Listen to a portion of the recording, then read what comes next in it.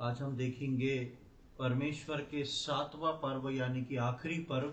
और सातवां पर्व है फीस्ट ऑफ टाबरनेकल, या उसको हिंदी में झोपड़ियों का पर्व भी कहा जाता है। अंग्रेजी और हिंदी दोनों नाम में अंतर है। झोपड़ी हट हो जाती है, टाबरनेकल जो है परमेश्वर का तंबू हो जाता है, जो उसने करवाया था, लगवाया था मूसा के द्वारा आज्ञा देके। पर उसके दोनों फर्क को कि ऐसा फर्क क्यों आया है उसको हम आगे सीखेंगे। सबसे पहले हम इस बात को देखते हैं। लेव्य व्यवस्था की किताब उसका 23वां अध्याय और 33वीं आयत से लेके 44वीं आयत तक हम पढ़ेंगे। लेव्य व्यवस्था की किताब उसका 23वां अध्याय 33वीं आयत से लेके 44वीं आयत। Book of Leviticus chapter 23 versus 33 to 44। फिर यहोवा ने मूसा से कहा, इजराइलियों से कह कि उसी 7वें महीने के 15वें दिन से 7 दिन तक यहोवा के लिए झोपड़ियों का पर्व रहा करे। पहले दिन पवित्र सभा हो, उसमें परिश्रम का कोई काम न करना। 7 दिन यहोवा के लिए हव्य चढ़ाया करना। फिर 8वें दिन तुम्हारी पवित्र सभा हो और यहोवा के लिए हव्य चढ़ाना।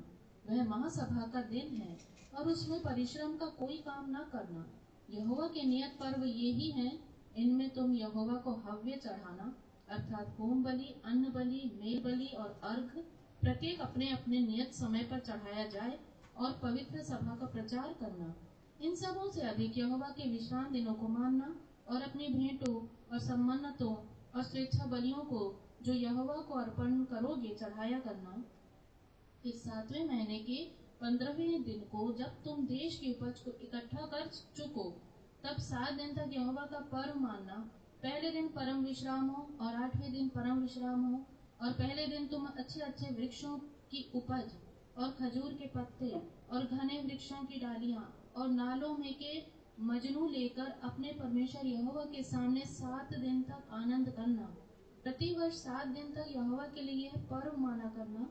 यह तुम्हारी पीढ़ी पीढ़ी में सदा की विधि ठहरे कि 7वें महीने में यह पर्व माना जाए। 7 दिन तक तुम झोपड़ियों में रहा करना, अर्थात जितने जन्म के इजरायली हैं वे सब के सब झोपड़ियों में रहें।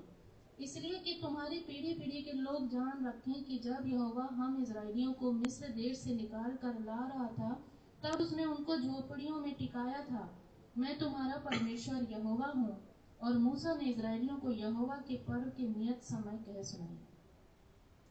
यहाँ पर जब हम आते हैं तो लेव्य व्यवस्था में झोपड़ी का पर्व, खासकर सबसे आखिरी पर्व के बारे में हम देखते हैं। और जैसा मैंने शुरू में बताया था कि पर्व काफी हैं, लेकिन परमेश्वर की ओर से ये 7 मुख्य पर्व रखे गए थे, जिसके बारे में हम 37वीं आयत में पढ़ते हैं कि यहोवा के नियत पर्व ये ही हैं। इन 7 खास पर्वों को परमेश्वर ने बताया था, जिसका मेंशन जो है हम पवित्र शास्त्र में देखते हैं। और परमेश्वर ने इन 7 पर्वों के बारे में कहा था। पहले पर्व से लेके 7वें पर्व तक हम सीखते चले आ रहे हैं, और आज हम 7वें पर्व पे मनन करेंगे कि परमेश्वर की क्या योजना, इच्छा थी और क्या इसके पीछे बातें थी जो प्रभु यीशु मसीह और विश्वासियों के जीवन में परिपूर्ण होती हैं। जब हम सबसे पहले आते हैं, जैसा मैंने बताया था कुछ समय पहले कि 3 आखिरी के ये 3 पर्व जो हैं तीनों 7वें महीने में। हमने इन तीनों पर्वों के बारे में पढ़ा था कि ये आखिरी के 3 पर्व जो हैं 7 पर्व में क्यों 7वें महीने में क्यों रखे हुए। अब हम इस 7वें महीने में जब आते हैं और आखिरी 7वें पर्व के बारे में पढ़ते हैं, तो हम देखते हैं कि 7वें महीने के 15वें दिन से 7 दिन तक यहोवा के लिए झोपड़ियों का पर्व रहा करे। यानी कि 7वां दिन, 7वां महीना, 15वां दिन और 7 दिन तक मनाना। 7, 15 और फिर उसके बाद 7, ये 3 अंक हमको इसमें से मिलते हैं। सबसे पहले जब हम 7 नंबर पे आते हैं, एज इट इज जैसे हमने दूसरे पर्वों के बारे में सीखा था, 7 नंबर जो है वो प्रभु यीशु मसीह को बताता है। 7 नंबर जो है कंप्लीटनेस और परफेक्शन को बताता है, इटर्नल लाइफ को भी बताता है। तो 7 नंबर पे हम यहाँ पर देखते हैं यीशु मसीह। उसके बाद आता है जैसे कि 7वें महीने का 7 नंबर यानी कि यीशु मसीह। उसके बाद हम देखते हैं उस 7वें महीने का 15वां दिन, 7वें महीने का 15वां दिन, 15 नंबर जो है वो बताता है रेस्ट को, 15 नंबर जो है विश्राम को बताता है, और इसके साथ साथ रेस्ट आफ्टर डिलीवरेंस, छुटकारे के बाद के विश्राम को बताता है 15वां दिन। क्यों ये 15वां दिन छुटकारे के बाद के विश्राम को बताता है? क्योंकि आप देखेंगे कि जब हमने पर्व के बारे में पढ़ना शुरू किया था, तब परमेश्वर का पहला पर्व जो था वो निसान के महीने के 14वें दिन को था। 14 तारीख को, जैसा मैंने समझाया था कि उसमें 14 तारीख को पहला जो था वो बलिदान हुआ था मेमने का, और जिस रात वो बलिदान हुआ था उस रात इजरायलियों को मृत्यु से छुटकारा मिल गया था, और उसी रात उनको गुलामी से भी छुटकारा मिल गया था। तो वो था 14 तारीख। और यहाँ पर 7वें महीने की 15 जो तारीख आ रही है, ये बताती है कि 14 का अर्थ होता है उसको हमारा छुटकारा। और 15वें दिन परमेश्वर ने 15 तारीख को इसको रखा, यानी कि 15वें दिन परमेश्वर ने रेस्ट को रखा। तो डिलीवरेंस, रेस्ट आफ्टर डिलीवरेंस, विश्राम उस उद्धार के बाद या उस छुटकारे के बाद। उसके बाद हम देखते हैं 15वां दिन जो है, आप यदि उसमें देखेंगे फसह के पर्व में जब 14 तारीख को मेमना काटा जाता है, शाम को बलिदान किया जाता है, तो 15वें दिन से, नेक्स्ट डे से दूसरा पर्व शुरू हो जाता था। क्या पर्व शुरू हो जाता था, किसी को याद है? हाँ, अखमीरी रोटी का पर्व। तो अखमीरी रोटी का पर्व जो था उसको वो लोग बहुत ही धूमधाम से मनाते थे, उसको सेलिब्रेट करते थे। तो 15वां दिन जो है रेस्ट का भी है, और 15वां दिन जो है वो सेलिब्रेशन का भी है। तो हम देखते हैं कि 7 महीने का 15वां दिन जो है, यहाँ पर आप आगे पढ़ेंगे तो वहां पे 35वीं आयत में लिखा है, पहले दिन पवित्र सभा हो और परिश्रम का कोई काम ना किया जाए, कुछ भी नहीं करना है, लेकिन रेस्ट करना है, और वो सेलिब्रेशन का टाइम है। जब हम इसमें आते हैं तब हम देखते हैं, जैसा मैंने शुरू में बताया, कि इसको झोपड़ियों का पर्व कहा गया है, और अंग्रेजी में इसको फेस्टिवल ऑफ टाबरनेकल भी कहा गया है। टाबरनेकल का अर्थ जो है वो मिलाप वाला तंबू है। पर क्यों इन दोनों नामों को लिया गया? क्योंकि परमेश्वर ने इन दोनों के लिए बोला गया था, परमेश्वर ने इन दोनों के को लेके बोला गया था। कुछ उसको झोपड़ी का पर्व कहते हैं, कुछ उसको मिलाप वाले तंबू का या फीस्ट ऑफ टाबरनेकल भी कहते हैं। दोनों को सम्मिलित करने का कारण ये था कि पहले जब हमने इसके आखिरी भागों में पढ़ा था, 42वीं आयत में आप देखेंगे तो लिखा था कि 7 दिन तक तुम झोपड़ियों में रहना। तो इन 7 दिन तक इजरायलियों को एक छोटा सा हट बनाना था, झोपड़ियां बनाना थी, और उस झोपड़ी में रहने थे। और वो झोपड़ी में रहते हुए इस बात को स्मरण करते थे कि हम 40 साल जंगल की यात्रा में जो थे वो इन ऐसे टेम्परेरी तंबू या झोपड़ियों में रहते हुए 40 साल हमने काटे, और आज परमेश्वर ने इसमें से हमको निकाल के एक स्थायी जगह दे दी है। उस चीज को याद करने के लिए ये रखा गया था। अब ये तो हो गया, इसलिए झोपड़ी में बनाना था। लेकिन मिलाप वाला तंबू कैसे आया? क्योंकि यही वो स्थान था, इस 40 साल की जंगल की यात्रा वाला ही समय वो समय था जब परमेश्वर जो था उसने मूसा के द्वारा मिलाप वाला तंबू बना के उन झोपड़ियों के बीच में रखा था। यानी कि परमेश्वर ने बोला था कि मैं जो हूं मनुष्यों के बीच में क्या करूंगा? डेरा करूंगा। हम देखते हैं उसको निर्गमन उसकी 25वीं आयत को, और 25वें अध्याय की 7वीं आयत में वहां पर परमेश्वर मूसा को बोलता है। उसको हम एक बार पढ़ लेंगे तो हमको वो क्लियर हो जाएगा।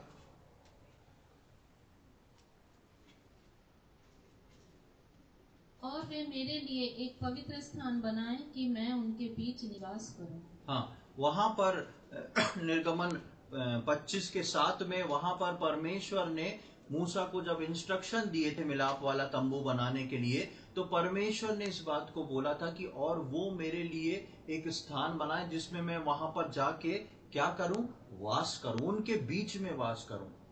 ये पहला परमेश्वर का प्लानिंग था, अपनी छुड़ाई हुई प्रजा के साथ जाके रहना, अपनी निज प्रजा के बीच में जाके डेरे को डालना।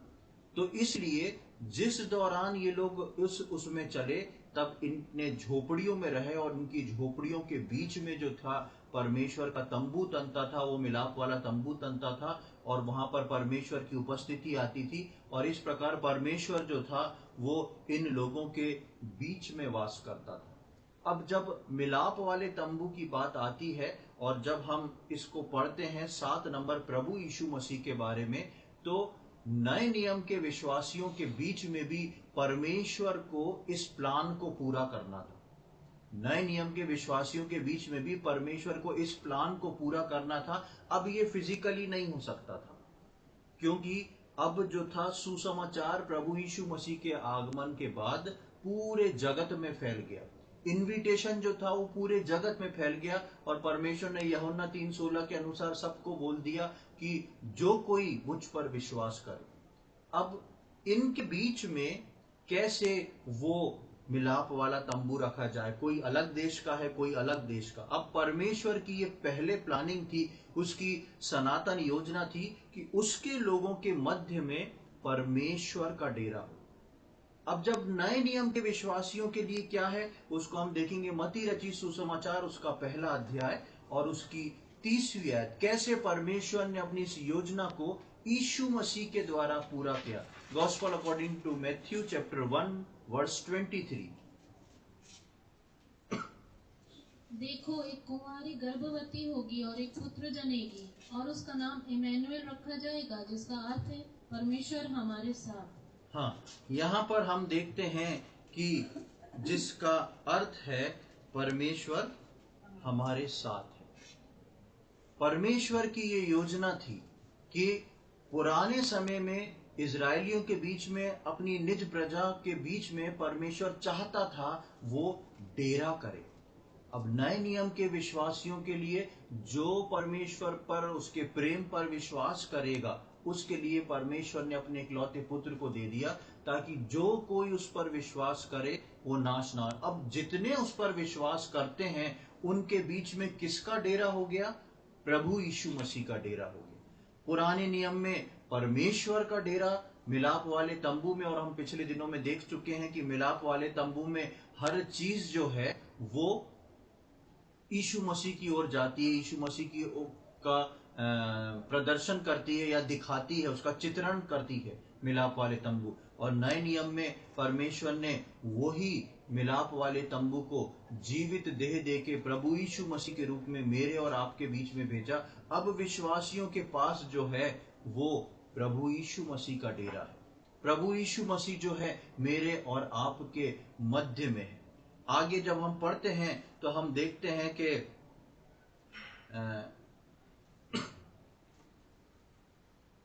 ये जो पर्व था, झोपड़ियों का पर्व, पिछली बार मैंने आपको बताया था कि ये जो झोपड़ियों का पर्व है ये केवल आखिरी पर्व है और केवल पर्व तक सीमित नहीं है। ये झोपड़ी का पर्व जो है वो इस बात को भी दर्शाता है कि जब विश्वासी लोग हवा में यीशु मसीह से मिलने उठा लिए जाएंगे, रैप्चर हो जाएगा, उसके बाद क्या होने वाला है वो सारी बातें जो हैं इस पर्व में पूरी होती हैं। और इसके लिए परमेश्वर ने अपने क्रम में ये पर्व सबसे आखिरी में रखा। हमने पिछली बार तुरही का पर्व देखा था और इस बात को सीखा था कि कैसे वो अंतिम तुरही बजेगी और जो विश्वासी उस तुरही को सुनेंगे, उठाए जाएंगे, वो सदा सदा के लिए परमेश्वर के साथ राज्य करेंगे। तुरही के बजते ही और प्रभु यीशु मसीह से मुलाकात होते ही, तुरही के बजते ही और यीशु मसीह से मुलाकात होने के बाद हम जो है इस पर्व में प्रवेश कर जाएंगे। जैसे ही यीशु मसीह आएगा, मैं और आप उठा लिए जाएंगे, हम इस पर्व में प्रवेश कर दिए जाएंगे। और इस पर्व में प्रवेश करने के बाद कई मुख्य चीजें हैं जो मुझको और आपको समझना है, जो हमारी तैयारी के जीवन के लिए बहुत ही बहुमूल्य साबित होंगी। हम देखेंगे इसकी 39वीं और 40वीं आयत, 39 एंड वर्स 40। लय व्यवस्था 23 का 39वें और 40। फिर 7वें महीने के 15वें दिन को जब तुम देश की उपज को इकट्ठा कर चुको, तब 7 दिन तक यहोवा का पर्व मानना। पहले दिन परम विश्राम हो और 8वें दिन परम विश्राम हो। और पहले दिन तुम अच्छे अच्छे वृक्षों की उपज और खजूर के पत्ते और घने वृक्षों की डालियां और नालों में के मजनू लेकर अपने परमेश्वर यहोवा के सामने 7 दिन तक आनंद करना। हाँ, यहाँ पर हम देखते हैं 39वीं आयत में आप देखेंगे तो वहां पर उस पर्व की स्टार्टिंग और एंडिंग में एक खास दिन को बताया गया है। कौन सा खास दिन? परम विश्राम। पहले दिन परम विश्राम, आखिरी दिन परम विश्राम। आप बाकी पर्वों में देखेंगे तो परमेश्वर उसको वहां पे विश्राम को इंडिकेट कर रहा है, लेकिन यहां पर आता है परम विश्राम। परम विश्राम का अर्थ क्या होगा? परम, हाँ, एक परिपूर्ण, उसके बाद कोई विश्राम की आवश्यकता नहीं, वो अपने आप में कंप्लीट विश्राम है। मैं और आप जब प्रभु यीशु मसीह के साथ जब वो मुझको और आपको लेने आएगा तो मैं और आप परम विश्राम में प्रवेश करेंगे। इसलिए इब्रानियों की पत्री में लिखा है कि प्रभु के लोगों के लिए कौन सा विश्राम शेष है? शब्द का विश्राम शेष। वो वर्ष देखेंगे हम इब्रानियों, उससे आपको बहुत अच्छा कनेक्शन मिलेगा। हिब्रूज,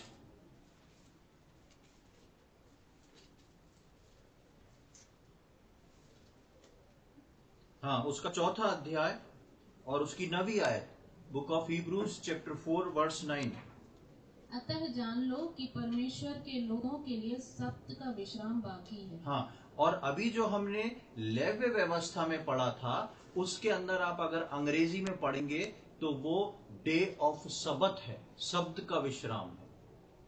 अंग्रेजी में उसको परम विश्राम लिखा गया है, हिंदी में उसको परम विश्राम लिखा गया है, लेकिन इंग्लिश में वो डे ऑफ सबत है, यानी कि शब्द का विश्राम। और यहाँ पर परमेश्वर बोलता है कि पहले दिन सब्त का विश्राम और 8वें दिन सब्त का विश्राम, मतलब आगे पीछे दोनों तरफ सब्त का विश्राम। उसका अर्थ क्या होता है?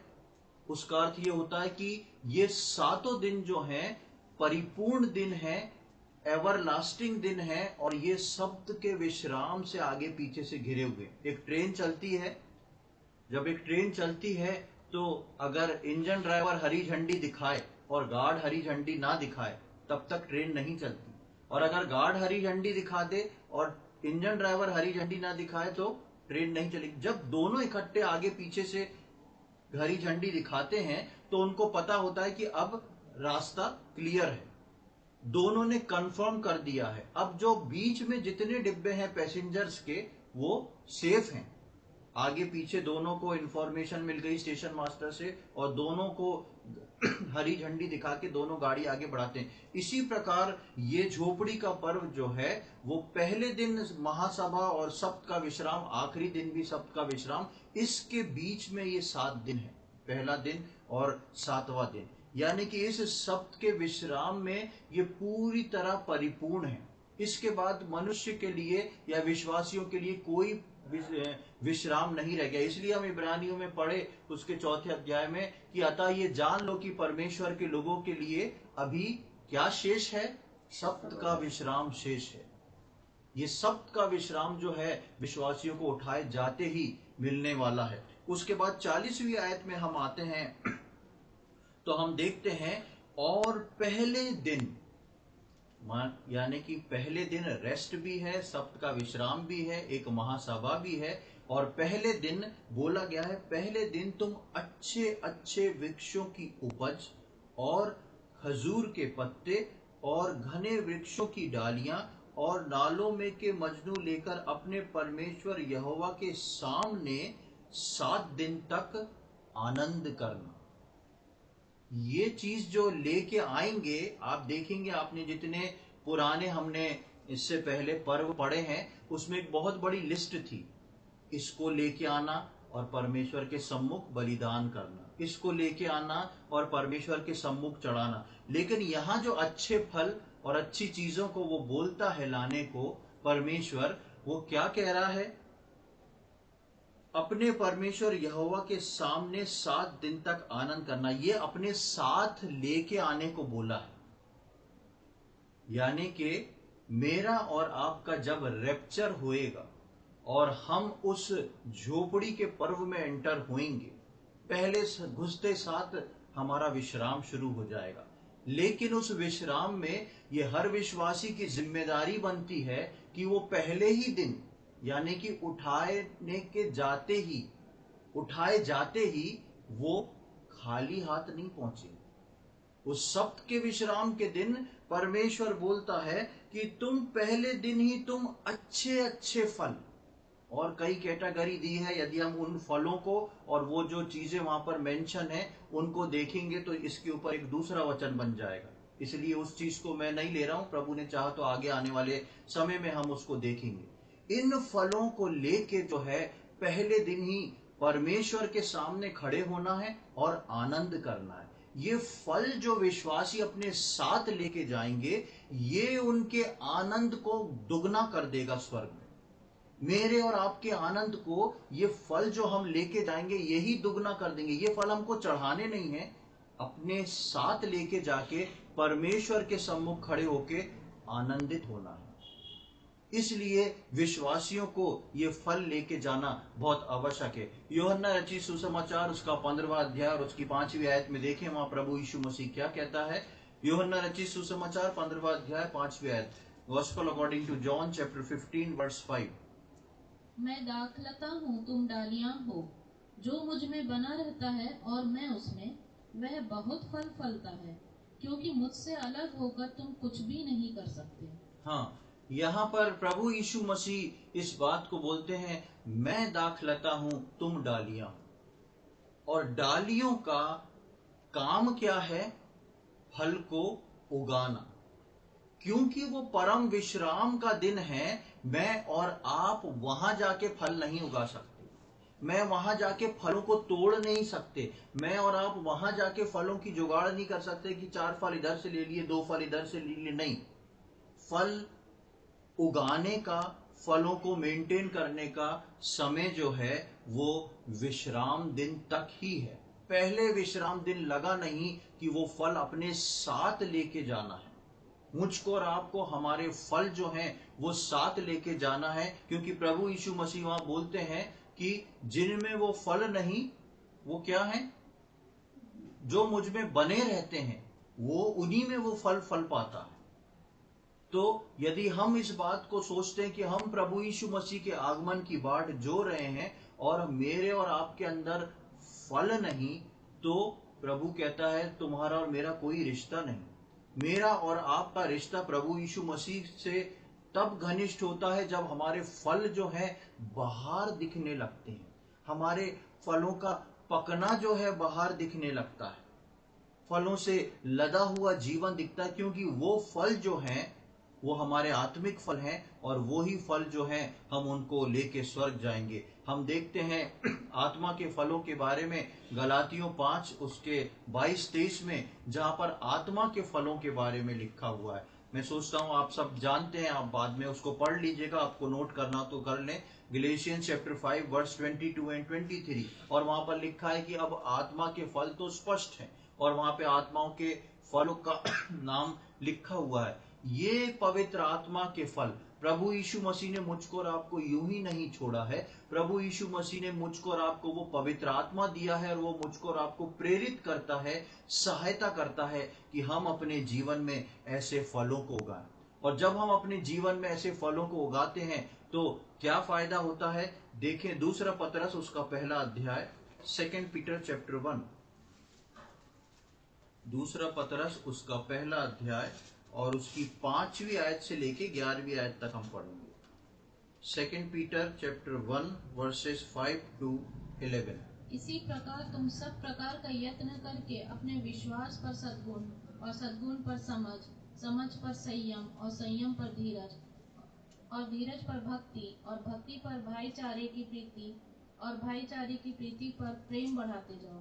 क्योंकि यदि ये बातें तुम में वर्तमान रहें और बढ़ती जाएं, तो तुम्हें हमारे प्रभु यीशु मसीह की पहचान में निकम्मे और निष्फल ना होने देगी। क्योंकि जिसमें ये बातें नहीं, वह अंधा है और धुंधला देखता है और अपने पिछले पापों से धुलकर शुद्ध होने को भूल बैठा है। इस कारण हे भाइयों, अपने बुलाए जाने और चुन लिए जाने को सिद्ध करने का भली भांति यत्न करते जाओ। क्योंकि यदि ऐसा करोगे तो कभी भी ठोकर ना खाओगे, वरन इस रीति से तुम हमारे प्रभु और उद्धारकर्ता यीशु मसीह के अनंत राज्य में बड़े आदर के साथ प्रवेश करने पाओगे। इसकी 11वीं आयत पे गौर करें, वहां पर लिखा है कि वरन इस रीति से तुम हमारे प्रभु और उद्धारकर्ता यीशु मसीह के अनंत राज्य में बड़े आदर के साथ प्रवेश करोगे। यहाँ पर ये सारे गुण, आप यदि इनको गिनेंगे 5वीं आयत से, तो 7 गुण लिखे हुए हैं वहां पर। ये 7 गुण जो है वो सब्त के दिन लेके, न केवल यही 7 गुण, लेकिन वो 9 गुण जो आत्मा के फलों के हैं, इन सारे गुणों को लेके मुझको और आपको उसके अनंत काल के राज्य में पहुंचना है। और उसके अनंत काल के राज्य में हम जब पहुंचेंगे तो हमको इन फलों से लद के पहुंचना है। पहले दिन जैसा हमने पढ़ा कि पहले दिन जो है अपनी उपज से अच्छे अच्छे फलों को चुन लेना। उन अच्छे फलों को मुझको और आपको उस शब्द के दिन लेके पहुंचना है। वो मेरे और आपके लिए जो है बहुत आवश्यक है, उस शब्द के दिन उन फलों को लेना। इसलिए 10वीं आयत में यहां लिखा, इस कारण हे भाइयों, अपने बुलाए जाने और चुन लिए जाने को सिद्ध करने का भली भांति यत्न करते जाओ। मुझको और आपको अपने जीवन में इस यत्न को करना है कि जिस दिन मैं और आप उस झोपड़ी के पर्व में प्रवेश करेंगे, मैं और आप जो हैं वो खाली हाथ ना जाएं। क्योंकि 10वीं आयत में लिखा है, क्योंकि यदि ऐसा करोगे तो कभी भी ठोकर ना खाओगे। दैट मीन्स कि ऊपर जाके हो सकता है मुझको और आपको एक ऐसी ठोकर लगे, परमेश्वर कुछ नहीं बोलेगा, लेकिन मैं और आप जब जाएंगे और देखेंगे कि हम सोचते थे कि हमारा जीवन जो था इतना कॉम्प्लिकेटेड था, हम सोचते थे हमारा जीवन जो था इतना परेशानियों से भरा था, इसलिए हम अच्छे फलों को ज्यादा नहीं ले पाए। लेकिन जब हम दूसरे व्यक्तियों को देखेंगे जो हमारे साथ खड़े होंगे, जिनने कई गुना अधिक दुख और तकलीफ इस दुनिया में उठाते हुए भी हमसे अधिक फलों को लेके आए होंगे, उस दिन हमको लगेगा हम इनसे कितने बेहतर थे। हम ये अगर ये फल लाए तो हम इनसे 4 गुना अधिक फल को लेके आ सकते थे। इसलिए परमेश्वर बोलता है कि उन फलों को जो है हम याद रखें। तो जिस प्रकार हमने देखा कि 7वां दिन जो है प्रभु यीशु मसीह को बताता है, 7वें दिन का पहला महीना जो है, 7वें महीने का 15वां दिन जो है वो रेस्ट आफ्टर रिडम्पशन या रेस्ट आफ्टर उस छुटकारे को बताता है। छुटकारे के बाद जो है हमको जो आराम मिलता है, मेरे और आपके जीवन का छुटकारा हो चुका है।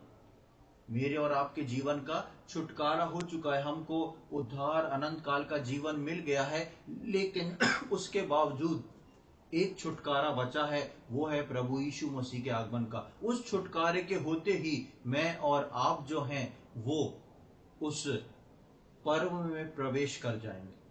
और उस पर्व में प्रवेश करने के लिए मुझको और आपको जो है उस फलों को अपने साथ लेके जाना है। आगे हम देखेंगे इसकी 42वीं आयत में आएंगे, वर्ष 42, लेव्य व्यवस्था उसकी 23वां अध्याय, उसकी 42वीं आयत, 42 वर्ष। वहां पर लिखा है, 7 दिन तक तुम झोपड़ियों में रहा करना, अर्थात जितने जन्म के इस्राएल हैं वे सब के सब झोपड़ियों में रहें।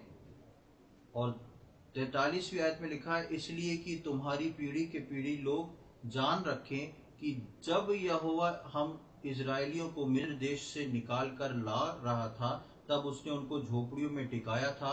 मैं तुम्हारा परमेश्वर यहोवा हूँ। जब हम इसकी 42वीं आयत में आते हैं तो हम देखते हैं वहां पर फिर से जिक्र है 7 दिन तक। 7 दिन तक तुम जो हो वो झोपड़ियों के अंदर रहना। फिर से हम देखते हैं कि ये 7 दिन जो हैं वो 7 वर्ष को इंडिकेट करते हैं। जब हम नए नियम में आते हैं, जब हम प्रकाशित वाक्य में आते हैं तो 7 दिन जो हैं वो 7 वर्ष को बताते हैं। अभी मैं आगे बताऊंगा तब आप उसको बेहतर तरीके से समझेंगे।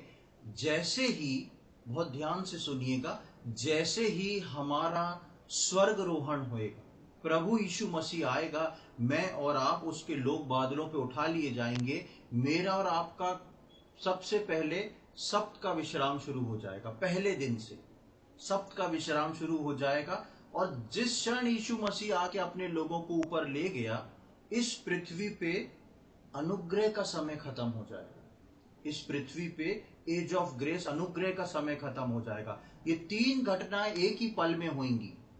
मैं और आप स्वर्ग में उठेंगे, हमारा सप्त का विश्राम शुरू होगा। दूसरा, एज ऑफ ग्रेस, अनुग्रह का समय जो है खत्म हो जाएगा। और तीसरा, 7 साल के लिए महाक्लेश का समय पृथ्वी पे शुरू हो जाएगा। तीनों घटना एक साथ होंगी। लेकिन जैसे ही 7 साल का महाक्लेश पृथ्वी पे शुरू होएगा, मेरे और आपके लिए और प्रभु के जो लोग ऊपर उठाए जाएंगे, उनके लिए 7 साल का मेमने का विवाह, यानी कि एक बड़ी मैरिज सेरेमनी स्टार्ट हो जाएगी। मैं और आप 7 साल तक उसमें एंजॉय करेंगे, प्रभु के सम्मुख रहेंगे, उसकी स्तुति आराधना करेंगे अपने फल समेत। और वहां पर मेमने का विवाह, ब्राइड ऑफ क्राइस्ट पहुंचेगी और वो वहां पे मेमने का विवाह होएगा और सारी चीजें होंगी। और वही 7 साल जो हैं वो पृथ्वी पे क्या होएगा? महाक्लेश का समय होगा। परमेश्वर ने ये 7वां पर्व जो रखा था, परमेश्वर ने जो 7वां पर्व रखा था, इसको 7 दिन का ही क्यों रखा था? आखिरी पर्व 7 दिन का ही क्यों रखा गया? कई पर्व आप देखेंगे 2 दिन और 3 दिन के भी हुए हैं। फसह का पर्व 1 दिन का था, दूसरे दिन से अखमीरी रोटी का पर्व था। ये 7वां पर्व 7 दिन के लिए इसलिए रखा गया क्योंकि परमेश्वर की जो समझ, या परमेश्वर ने जो भी बातें परमेश्वर के वचन में लिखी हैं और जो ट्रेडिशन परमेश्वर का चला है, वो एक विवाह के रूप में चला है। आप देखेंगे आदम और हवा पति पत्नी के रूप में एक विवाहित जोड़ा हम उत्पत्ति में देखते हैं। और प्रकाशित वाक्य में आप कलीसिया और मेमने का विवाह देखते हैं। विवाह से शुरू होके विवाह में बाइबल खत्म हुई है और इसके अंदर आने वाले सारे ट्रेडिशन जो हैं वो विवाह के हैं। प्रभु ने चाहा तो आगे आने वाले समय में मैं यहूदी विवाह के ऊपर कुछ वचनों को लूंगा जो कि बहुत गहरे हैं। मेरे करीबन 2 साल से मेरी इच्छा है कि मैं उसको लूं, लेकिन मैंने अब तक उसको इसलिए नहीं लिया क्योंकि थोड़े वो कठिन हैं। आप जितना वचन पढ़ेंगे उतना आसानी से वो समझ में आएगा। तो परमेश्वर ने क्यों 7 दिन इस 7वें पर्व के लिए रखे थे? पहला हमने देख लिया प्रभु यीशु मसीह में, दूसरा हमने देख लिया ये अनंत काल के लिए है, परफेक्शन के साथ है, सप्त का दिन है, सप्त का विश्राम है, और उसके साथ साथ ये 7 साल भी है। यहूदियों के ट्रेडिशन में जो है वो विवाह जो है वो 7 वर्ष का उत्सव होता था। 7 दिन और 7 वर्ष का उत्सव होता था। और यहां पर हम देखते हैं कि इसलिए जो ऊपर उठ गए वो मेमने के विवाह में शामिल होंगे। ये विवाह जो है प्रकाशित वाक्य में आप पढ़ेंगे और देखेंगे तो एक लंबे समय तक तब तक चलेगा जब तक नीचे महाक्लेश का समय खत्म नहीं हो जाएगा। यानी कि 7 वर्ष का महाक्लेश नीचे होएगा और 7 वर्ष जो है मेमने के विवाह में परमेश्वर के चुने हुए लोग, छुटकारा पाए हुए लोग आनंदित और मग्न होंगे और परमेश्वर को धन्यवाद चढ़ाएंगे। इसलिए ये इस 7 को रखा गया था। हम देखेंगे, आप सब जानते हैं मत्ती रचित सुसमाचार उसके 25वें अध्याय की 10वीं आयत में, मत्ती रचित सुसमाचार उसके 25वें अध्याय में वहां पे कुंवारियों का जिक्र है। 10 कुंवारी जिसमें से 5 मूर्ख और 5 बुद्धिमान। और जब वो दूल्हा आता है तो लिखा है कि जो तैयार थी वो चली गई। आप उसके अगर 10वीं आयत में पढ़ेंगे मत्ती 25 के 10 में, तो वहां पर लिखा है और जो तैयार थी वो विवाह के घर में चली गई। वहां पे उस जगह पे आप ध्यान देना, वहां लिखा है विवाह का घर। जो तैयार थी वो विवाह के घर में चली गई, और लिखा है और द्वार जो है वो बंद कर दिया गया। जो विश्वासी झोपड़ी के पर्व के लिए तैयार रहेंगे वो तुरंत विवाह के घर में अर्थात उस जगह पर पहुंचेंगे। वो मत्ती 25 जो है प्रभु यीशु मसीह के दूसरे आगमन के बारे में लिखा गया है, और वहां पर विवाह और दूल्हे को इसीलिए कोट किया गया है क्योंकि दूल्हा जो है वो प्रभु यीशु मसीह है, और विवाह कलीसिया और दूल्हे का होने वाला है। और ये विवाह कब होएगा? जब दुल्हन दूल्हे के पास चली जाएगी। यहूदी ट्रेडिशन में दुल्हन के घर कभी शादी नहीं होती थी। यहूदी ट्रेडिशन में दूल्हा जो था वो दुल्हन के घर मंगनी के 1 साल बाद दुल्हन के घर आता था। और कब आता था आपको पता है? वो हमेशा रात में आता था। हमेशा वो रात में आता था, और इस बात का ज्ञान जो था दुल्हन को भी नहीं रहता था कि कब वो आएगा। इसलिए दुल्हन जो थी हर रात तैयार होके सोती थी, क्योंकि उसको नहीं मालूम रहता था कि अगर रात में गलती से दूल्हा आ गया तो दूल्हा इतना टाइम नहीं देता था उसको कि जाके ड्रेस चेंज करके आ जाओ। वो हर रात अपना श्रृंगार करके अपना दिया जला के और तैयार होके रहती थी कि जिस दिन भी दूल्हा आएगा धूम मचेगी, मैं उसके साथ उठ के चल दूंगी। अब ये दूल्हा जैसे ही दुल्हन को उसके दुल्हन के घर से लेके अपने पिता के घर आता है, जैसे ही पिता के घर आता है उस दिन से पहले दिन से 7 दिन तक इनके विवाह की प्रथा चलती है, विवाह के भोज चलते हैं। इस कारण से प्रभु यीशु मसीह ने और परमेश्वर ने इस ट्रेडिशन को परमेश्वर के वचन में रखा कि प्रभु यीशु मसीह जो मेरा और आपका दुल्हा है, कलीसिया का दुल्हा है, वो आएगा और मुझको और आपको बादलों में उठा के लेके जाएगा। जैसे ही हम पिता के घर पहुंचेंगे क्या शुरू होएगा? विवाह शुरू होएगा। अब ये विवाह जो है यहां पर 7 दिन का चलने वाला है, लेकिन ये जो है 7 वर्ष को बताता है। ये भी यहूदियों के ट्रेडिशन में था। यदि आप देखें, पहले हम देख लेंगे प्रकाशित वाक्य उसका 19वां अध्याय, रेवलेशन चैप्टर 19, प्रकाशित वाक्य उसका 19वां अध्याय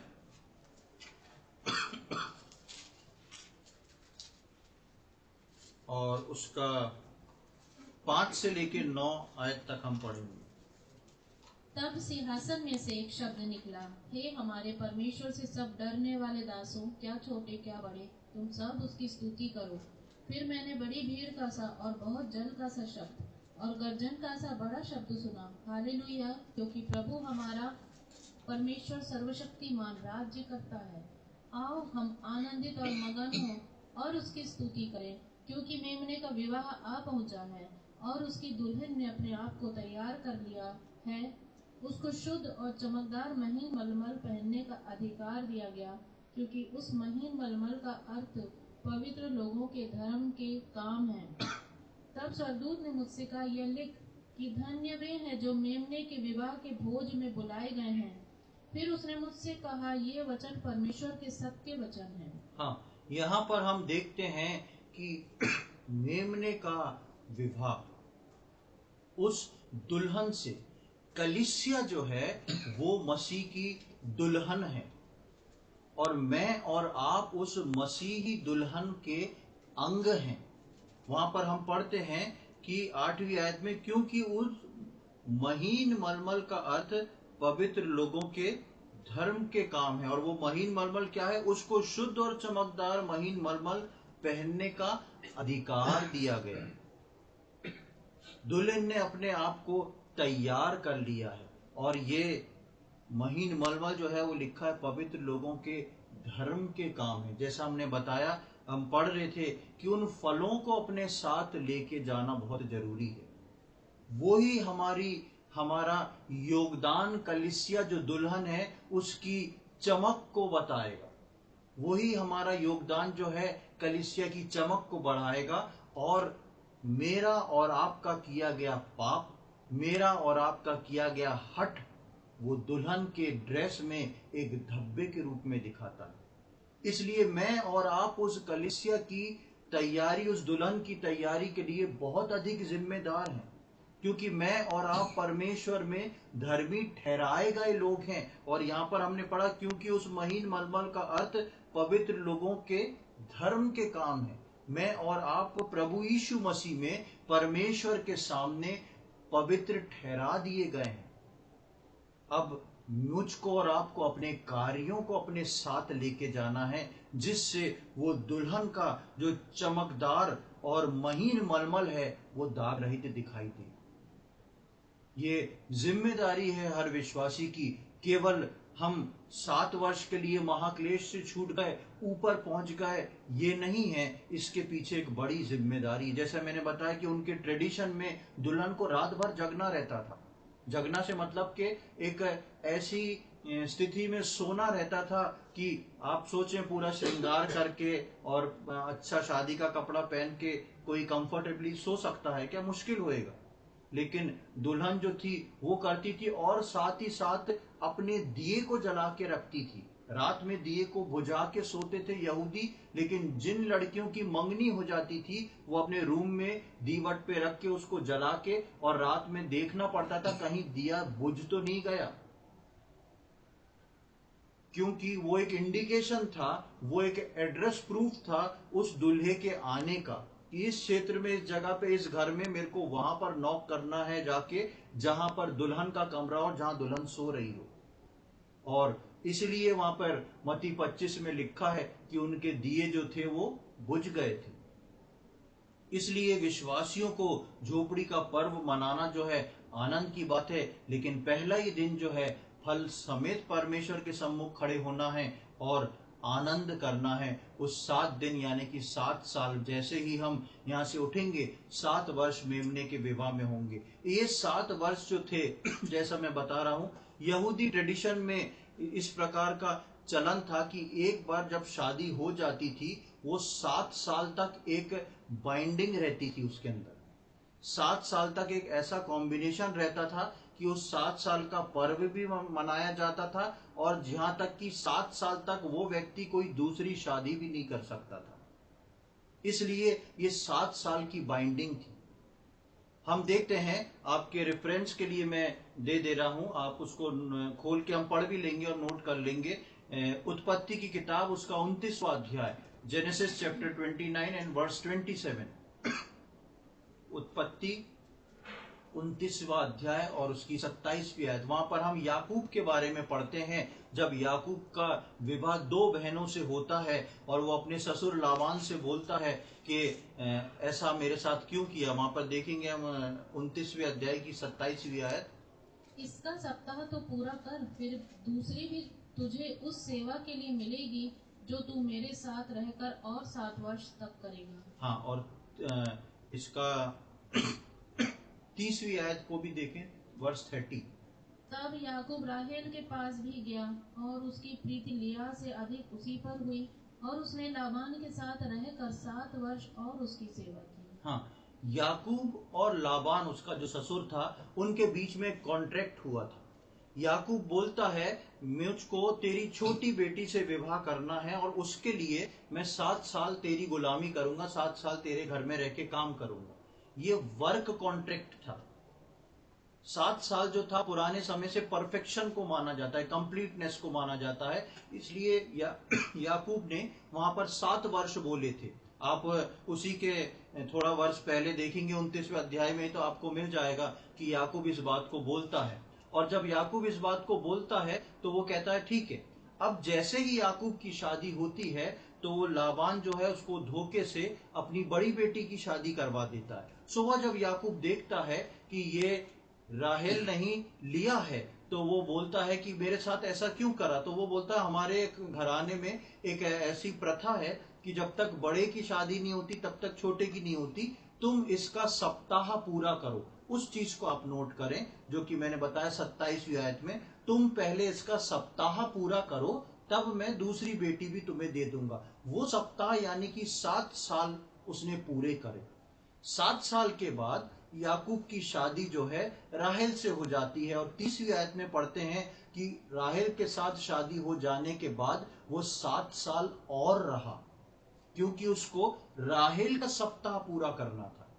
वो 7 साल जो था एक बाइंडिंग होती थी पति पत्नी की, और एक ससुराल पक्ष से कॉन्ट्रैक्ट होता था। 7 साल का मतलब ये नहीं था कि 7 साल के बाद जो था शादी तोड़ दी जाती है, शादी अलग जगह कर ली जाती, लेकिन 7 साल जो था वो कंप्लीटनेस पे था। इसी तर्ज पे जब प्रभु यीशु मसीह आया और जब मेरे और आपके ऊपर उठने की बात होती है तो वो उसी ट्रेडिशन से होता है। और आपको एक बहुत खूबसूरत बात बताऊं कि उस समय में यहूदी प्रथा में दहेज नहीं चलता था। स्त्री को पुरुष से शादी करने के लिए दहेज नहीं देना पड़ता था, लेकिन दहेज जो था वो लड़के के पिता को देना पड़ता था। जैसा कई जगह मुस्लिम्स में ऐसा होता मोहर के रूप में, वैसा लड़के का पिता जो था वो लड़की के माता पिता को लड़की को उसके घर से लाने के लिए एक दाम देता था, और वो बहुत ऊंची बोली लगती थी। मेरे और आपके लिए परमेश्वर ने अपने घर में लाने के लिए मेरे और आपके लिए एक बहुत ऊंची बोली लगाई, और वो था प्रभु यीशु मसीह। उसने अपने इकलौते पुत्र को नहीं रख छोड़ा, मेरे और आपके लिए दे दिया ताकि उस दाम को चुकाए। इसलिए हम बोलते हैं कि उद्धार मुफ्त में जरूर है, लेकिन क्या नहीं, सस्ता नहीं, बहुत ही कीमती और बहुत ही महंगा है उद्धार। लेकिन प्रभु की दया से मेरे और आपके लिए सस्ता कर दिया गया। परमेश्वर ने क्रूस पे, परमेश्वर ने अपने इकलौते पुत्र को भेज के मेरे और आपके लिए कीमत चुकाई है। मैं और आप दुल्हन के रूप में ऊपर उठा लिए जाएं, दुल्हन के अंग के रूप में उठा लिए जाएं, इसके लिए परमेश्वर ने मेरे और आपके लिए एक बड़ा दहेज, एक बड़ी मोहर दी है, उस कीमत को अदा किया है। और इसलिए क्योंकि ये शादी का ट्रेडिशन है, परमेश्वर इसी रीति से मुझको और आपको उठा के लेके जाने वाला है।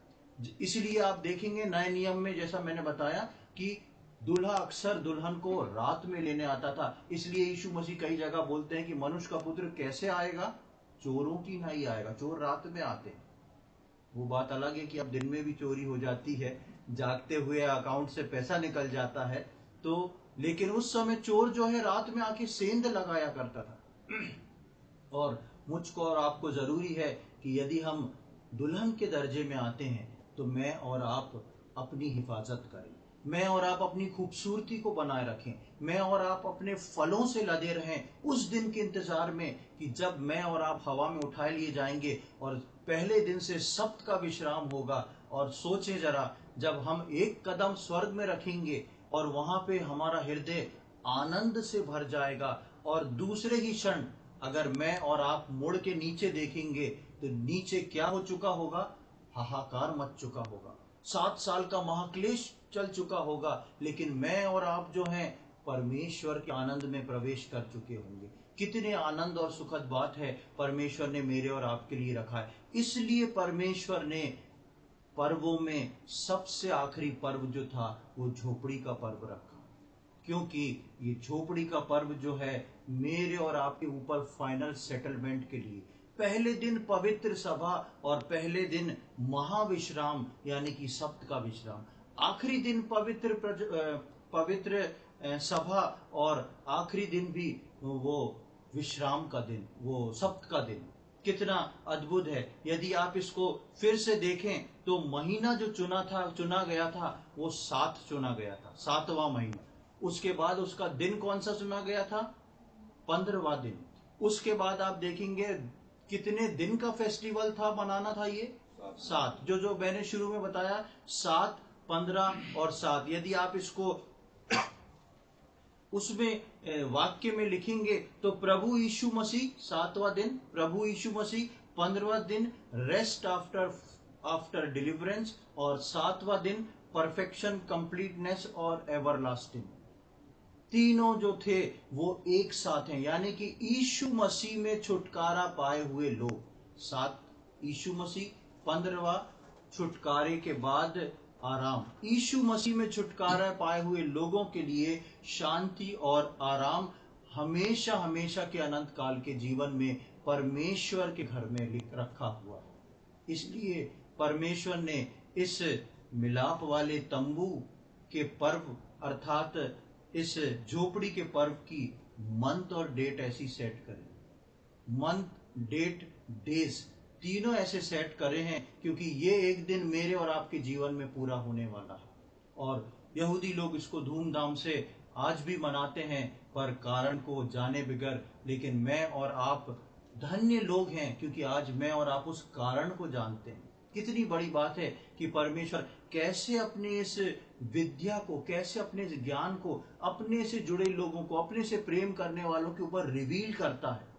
और इसलिए नहीं करता कि मैं और आप खुश होकर परमेश्वर को धन्यवाद दें, बेशक दें, लेकिन मैं और आप अपने फलों की तैयारी में लग जाएं, मैं और आप उस सप्त के विश्राम में अपना पैर रखने की तैयारी में लग जाएं, क्योंकि मेरा और आपका प्रभु जो है बादलों पर बहुत और बहुत जल्द मुझको और आपको लेने आने वाला है, जहां पर हम स्वर्ग पहुंचेंगे और पहुंचते ही साथ उस मेमने के विवाह में शामिल हो जाएंगे। प्रभु का हम धन्यवाद देंगे, उसकी स्तुति आराधना करेंगे और कितना खुश नुमा वो समय होगा। 7 साल परमेश्वर के साथ उसकी उपस्थिति में हम बिताएंगे। उसके बाद आप वचन में देखेंगे तो फिर प्रभु यीशु मसीह के साथ मैं और आप नीचे आएंगे। 1000 वर्ष का यहाँ पर हम उस न्याय को करेंगे लोगों का, और हम 1000 वर्ष तक जो है इस पृथ्वी पे राज्य करेंगे। और फिर परमेश्वर एक नया आकाश, एक नई पृथ्वी मेरे और आपके लिए बनाएगा, अनंत काल का सप्त का विश्राम। इसलिए इब्रानियों में लिखा है कि प्रभु के लोगों के लिए सप्त का विश्राम शेष है। प्रियो, मैं और आप अपने सप्त के विश्राम की तैयारी करें, मैं और आप तैयारी के साथ रहें, क्योंकि प्रभु जो है बहुत शीघ्र आने वाला है और मैं और आप सब उसकी बुलाहट में उठाए जाने वाले हैं। परमेश्वर इन वचनों को समझने में हम में से प्रत्येक की सहायता करे। प्रभु के नाम की महिमा हो।